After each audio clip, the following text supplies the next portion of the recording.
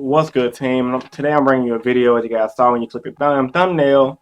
It's going to be the 5 reasons why you still suck at Yu-Gi-Oh! So for these 5 reasons, I'm going to be basically going over why you still suck at Yu-Gi-Oh! And this is mainly for people who like to play competitively, like YCS level players or regional players and etc.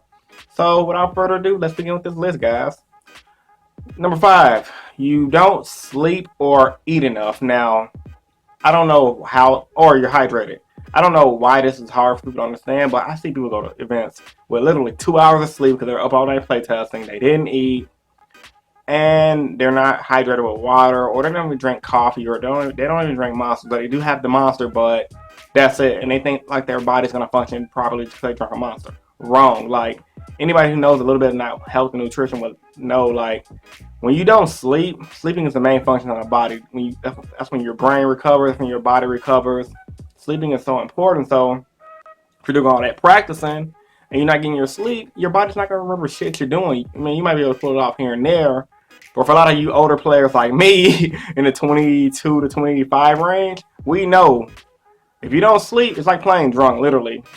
You can look that shit up. I have a link in the description below about how important sleep is from daily functions in general. Like my statistics teacher told me, like if you take a test like with 2 hours of sleep, don't even take the test because it's like taking it drunk. Same thing applies to Yu-Gi-Oh! I literally went to locals the past few days and scrubbed hard as hell because I was exhausted. So big waste of time. So number 5 is sleep.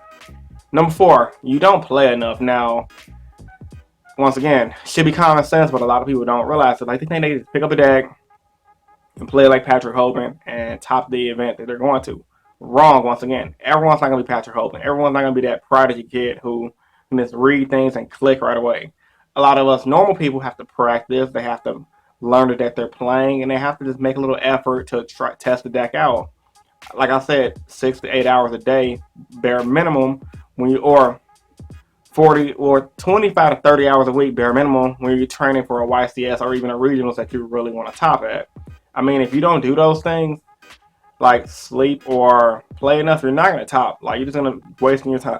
You're wasting money. And if you're okay with wasting money, then hey, that's fine with me. So yeah, number 4, so you don't play enough. Just play a little more, 25 to 30 hours a week, and you should be good. Just fit that in, get on DN, go to locals, play, learn your deck.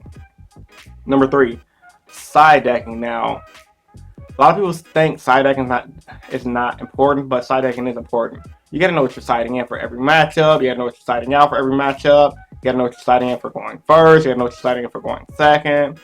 And you gotta know what you're side decking in general, and can it be applied for multiple matchups. Side decking is probably one of the most important parts of the game. I lost to an amazing side deck at Nationals. Desmond Johnson is a really solid player. I mean, his side deck was amazing. I did not expect Side Blocker to go in against Heroes, but he had it, and it completely wrecked me. So side decking is really a big factor into winning events, topping events. And if you don't side deck properly, you're pretty much wasting your time, in my personal opinion. You might be able to get away with it if you're playing a deck like Nakaroz and you play it really well, but when it comes to the top tables with people on your caliber, side decking makes the difference between the pros and the scrubs. Number 2, side decking was number 3. Number 2, I'm gonna have you net deck all the time. Dear Diary, jackpot. Like literally carve all the time. Now, I don't have a problem with people that net deck, and I think net decking is really good to get you a head start. If you don't know how to build a deck properly, like for example, I'm playing my Synchron deck and I net deck it offline from my OCG list, and I'm just doing this for me to get a feel for the deck so I can make my own edits. But if you net deck a deck and you play it based on someone else's preferences, unless you study that deck to a T or adjust to your playstyle, it's not going to work for you. And you really, like Yu-Gi-Oh! The game is all about building your deck and competing against your opponent. Like net decking just takes so much of it away from the game. Like once again, I have no problem with net decking, but I feel like you won't evolve as a player if you just don't try to build a certain deck by yourself for a while. Like you can look at decks and take examples of it, but don't copy the deck card for card and expect to do great with it. Now, people have done that and done great with it, but in my personal opinion, you won't be as strong as a player if you built your own deck yourself, if that makes sense to you guys. So Number two, let's just have you net deck all the time. Once again, net decking is not a bad thing, but if you do it all the time without trying to like build your own thing and use your creative juices the God gave you, you're gonna be pretty much stuck at a subpar player level, in my personal opinion. That's why you see a lot of these guys that net deck lists and might win a regionals or maybe even top a YCS, but you never hear from them again because they don't know how to build a deck and they just eventually give up because they think the game is bad. And last but not least, number one on my list, my all-time pet peeve. You guys probably already know it.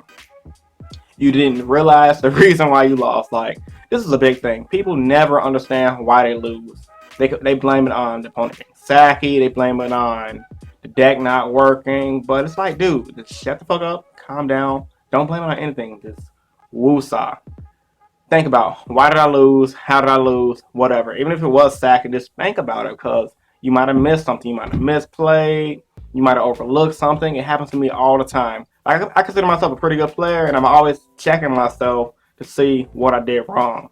Like, there was a few times at Nationals that I played my ass off, and it cost me games. Like, literally, I think against Desmond Johnson, game 3, I think I made a play error that really cost me the game. So, it's things like that that people gotta think about to improve on later. Because if you don't realize the reason why you lost, you won't evolve as a player. So, just think about that, guys, and you will be great. So, my whole reason for making this list is to help you guys become better players, because that's what I do on my channel, help people become better players.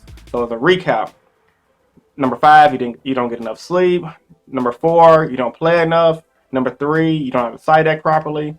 Number 4, you net deck too damn much. And number 1, you just didn't realize the reason why you lost. So with all that being said, hope you guys enjoyed this video. If you did, give it a big thumbs up to show support. As always, comment down in the comment section below if you have the video at hand. And of course, I do these videos that I truly believe me helping you guys become better players. And I also do these videos that I truly believe me helping you guys become better player. Once again, this is Chris from Team Innovation signing out. Peace, guys, and stay innovative. Deuces.